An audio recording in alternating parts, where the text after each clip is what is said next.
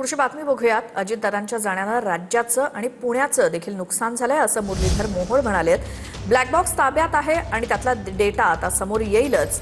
मुख्यमंत्र्यांची सीआयडी चौकशी लावलेली आहे असं देखील मोहोळ म्हणाले। तर रोहित पवारांना त्यांचं म्हणणं मांडण्याचा अधिकार आहे असं वक्तव्य मुरलीधर मोहोळ यांचं।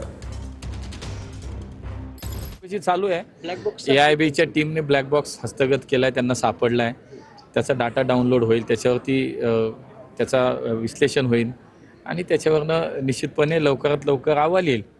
आता रोहित पवार आणि ह्यांना शेवटी त्या विषयावर जे त्यांना बोलायचं त्यांना ते स्वातंत्र्य आहे ना। शेवटी त्यांना काही त्यांचं म्हणणं असेल ते म्हणतील का मोठा नेता गेलाय, या राज्याचं खूप मोठं नुकसान झालंय, माझ्या पुणे जिल्ह्याचं नुकसान झालंय आणि माननीय मुख्यमंत्री याच्यामध्ये खूप अलर्ट आहेत। मुख्यमंत्रींनी स्वतः मागणी केली आहे, देवेंद्रजींनी स्वतः सीआयडीची चौकशी त्याच्यामध्ये लावली आहे, देवेंद्रजींनी स्वतः केंद्र सरकारकडे चौकशी मागणी केली, त्यानुसार DGCI एआयबी त्याच्यामध्ये काम करते। मला असं वाटतं थोडा वेळ थांबलं पाहिजे। शेवटी चौकशी काय